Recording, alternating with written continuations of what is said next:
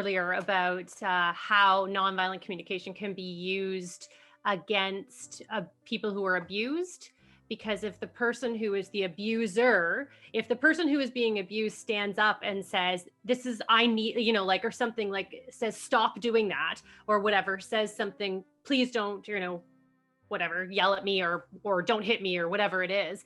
And the abuser says, well, you speaking to me in that tone is making me feel sad because of, and it changes the narrative. So then it's about the abuser again.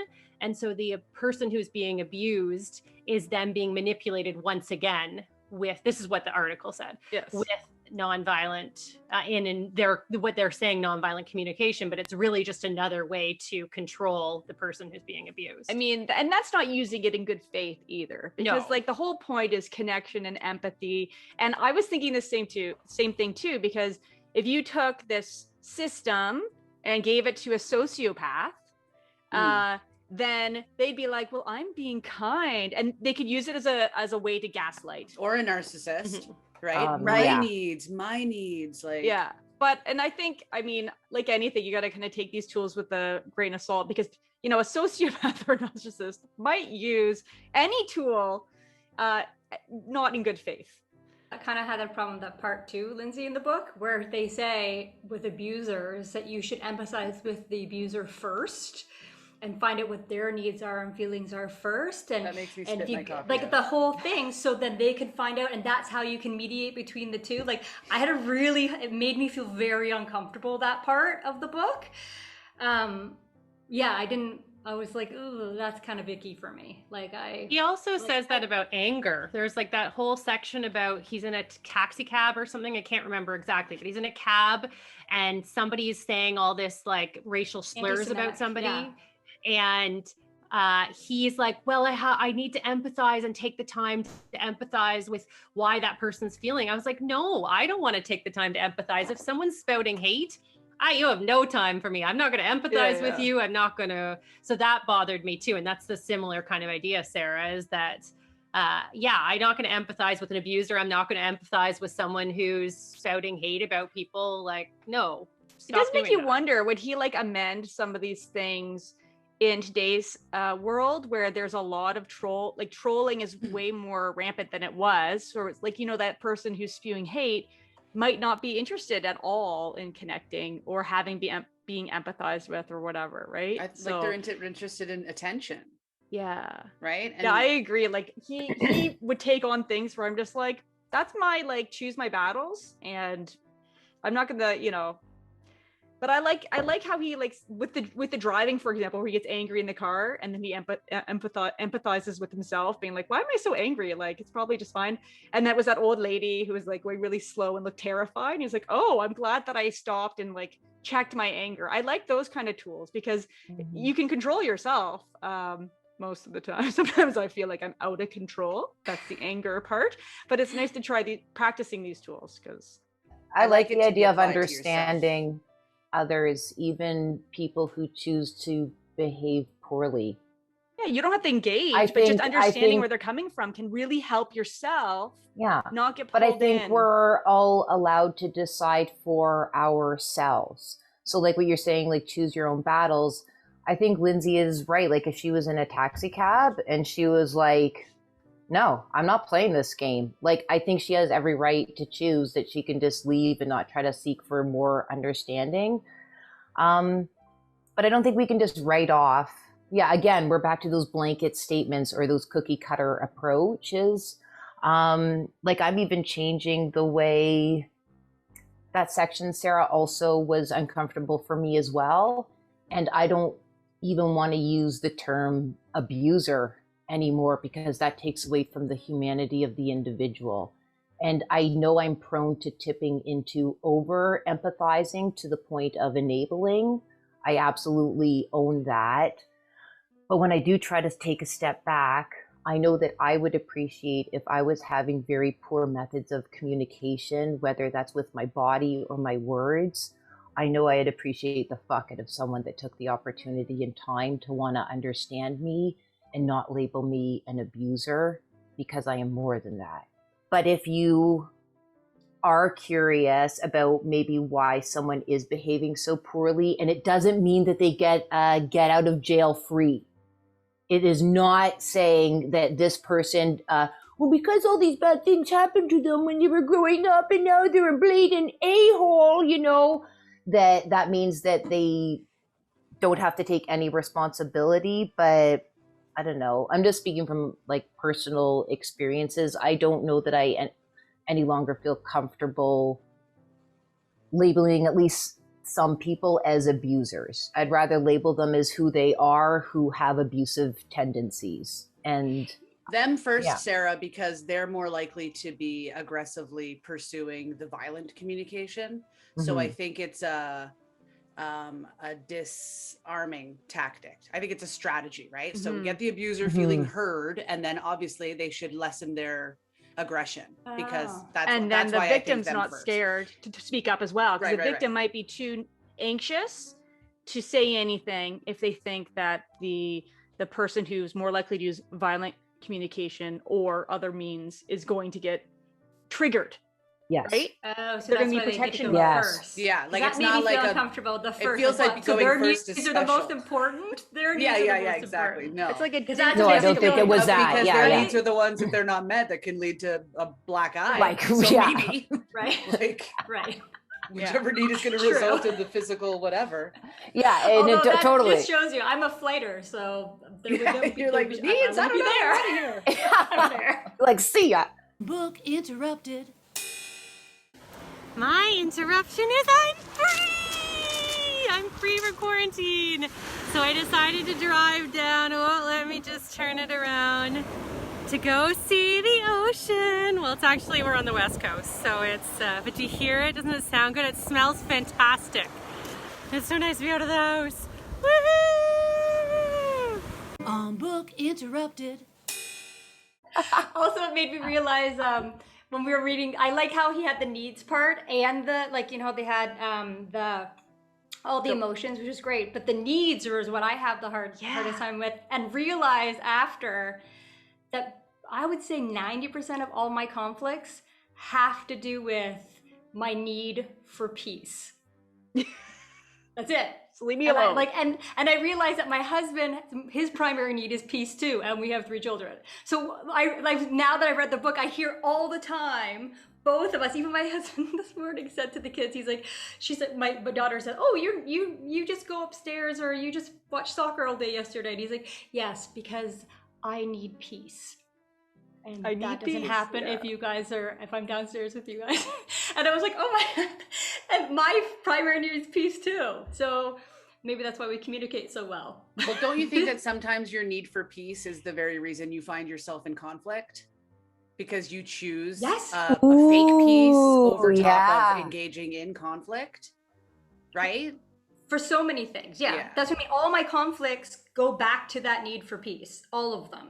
Like I did something to like temporarily stop this conflict because I need peace. And I like when I thought while reading the book that all of them, like people pleasing to prevent the peace, and then a bigger conflict down the road, like later being like, why did I do that? Because now this is worse. Like my need for peace causes all my conflicts. For sure. Yeah. Does everybody else have a specific need that they noticed that No, was I have really? to look at it. I know I have to look at them too. I don't It's know. page 44. I'm just like Sarah. I'm like, Well, need we're for all- peace. 44. And I always do the short-term there's this game too. that leads I to the know. long-term I'm shit. Damn it. 232 has it too. And that 32 doesn't and work for 44? kids. It 232. doesn't. What? Doesn't. One of my kids' primary needs is autonomy. And so she wants to do everything. And sometimes I just want to be like inside myself. And so everything is, everything. Although she's getting really good at cooking, so. Mine's on 55. I'm our. Oh, how many need lists are there? Well, I haven't found any. 232. I love the need list. 232. Oh, no. has like a, 232. Yeah, 232 I have has 232. a list. I wonder if Leah's is fun. Oh yeah, way up there is for fun. sure. And For the one that popped right off the page when I opened the interdependence one is like honesty is like super high. on my list. The empowering honesty that enables us to learn from our limitations. Like, that's why I have to talk through problems that can be talked through. Like, I have to be on it brutal. I don't have to be, but I like to be super brutally honest of who, how, what I've done. And unfortunately for people who have to have that conversation with me, I'm a horrible mirror. Like, I will tell you exactly what I think.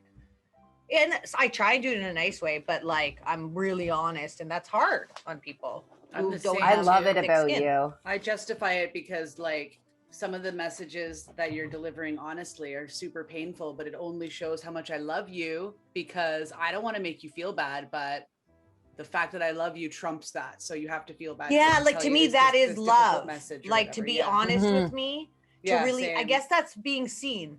I guess that would be the need to be seen in like really be seen, even in the ugly parts, and still loved. So I guess I would say that's my primary need, is to be seen or heard. Yeah. So are we picking like a thing from a category, or are we picking a category? Like, is Leah's interdependence then?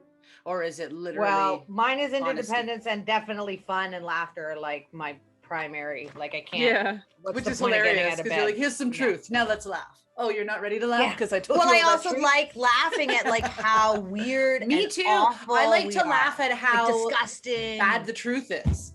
Yeah, like how bad. Like I'm like how psychotic. I like in the moment I can't do it, but like after, like, oh my god, can you believe? So if we have to pick a category, mine would be spiritual communion, because peace, order, beauty, harmony, inspiration, all those are the most important things in my life.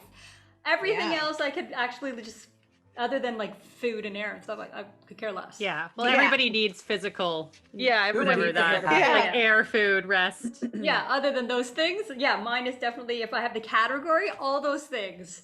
That's fine. Mine is sexual expression. No, I'm just joking. I knew it. I think my category, most of them fall under interdependence for me. Same. If I was going to choose the category, Okay, this tells you how much of a loner I am. So, autonomy, it's probably a tie between autonomy and integrity. Just like, mostly, I just want to be left alone to do what I want to do. I just want super hard to be a mom and have a child. I just want to be allowed to learn something new. I want to do woodworking. I want to play the piano. I want to write. I want to be inside my head and not have to interact with anybody when I'm feeling like I need to fill my bucket. That's what I need. I need people to leave me alone. I don't want to talk to anybody. I don't want to do stuff with them. And so that's why it's really hard. Especially like my daughter she's very interdependent, but she also needs autonomy as well. But she's only 5, so she can't do everything by herself. I don't want her using the stove by herself, even though she technically can. If something goes wrong, I have to be available. Like she doesn't know how to use she wants to do everything with me, but hates my guts and any of my ideas. Yes, she doesn't want to do it my way. She wants to do it her way. You have to stand here and watch me do it, though. Like, okay, go do it yourself. Go for it, kiddo. No, you have to come with me to watch me ignore you. Yeah, it's like, here's the recipe. She's like, but I want to do it this way. I'm like, but it won't rise that way or whatever. Yeah, she wants to do what I'm doing, but her way. So what do you think you are, Lindsay? I know you hate categorizing yourself, so I want to find this is hard. I don't know why I asked this question. You need all of these things. The things you need all of them. But like when you're feeling like stressed, I just mean like what's your what thing you think dominant? Yeah, I mean honesty. I'm all for that. That's a big thing for me. Creativity is important. I don't know. I feel like I'm a little bit of so many things, but that's what I always feel like. That's okay. That's a type. Yeah. Mm-hmm. You can have something from everywhere. Like understanding and trust are really important to me too. Like it takes me a while to trust people and to let them be part of my life and for me to want them to be close to me. So I think that's important. I don't know. It's hard understanding, I guess. I mean, so many of them. You need them all. Is the thing. Like love, reassure, like you could say. But where do you go when your bucket's empty? Like when your bucket's empty, what is the thing that's going to fill it? Well, creativity then. That would be. I feel like if you had a category, you'd be integrity. But that's me. I think so too. Yeah. Yeah, that meaning, makes creativity, authenticity. Like I thought the that's exact true. same be not thing. yourself. Now that you say that, yes, Meaning. I agree. Mm-hmm. Yeah. Yeah, if I had to fill my bucket, it would definitely be stuff in that category for sure. I don't know, it's so hard. I don't know It's why. hard because you need them all. That's the thing. We all need Well, them yeah, all. you That's feel like why. if you pick one, you're saying you don't need another. You're Yeah. well, Yeah, you like kinda I need that love too, Yeah. but I'm still like spiritual communion for sure. Where like I need emotional safety, You need but I don't. You know, I'm also I can also do pretty well with when I don't have emotional safety. You know, like Kara, I it feel sounds like bad, you but, need like, emotional safety a lot. Do you think that's true? Yeah, I think I can operate. This but that's book just has because been- of things that happened in the past, right? Like you learn to yeah, operate. I need emotional. Like there's lots of things in here that I need. that you like, need. I but know. you're I like, just I think that like I don't think I would need emotional safety that much, but I feel like No, when I I do. read that word, I'm like, Kara needs that. Yeah. yeah, like I I can fill think my that bucket. a part different of way. feeling like I can bring myself forward is establishing, is there emotional safety here? Yeah. Otherwise, I'll withhold parts of myself for sure. Yeah, present your best self. Oh, for sure. If you've enjoyed these video highlights, listen to the full episode on our YouTube channel or wherever you get your podcasts. Remember to like and subscribe and ring that bell to be notified when new episodes are published. Find out more by going to www.bookinterrupted.com. On Book Interrupted.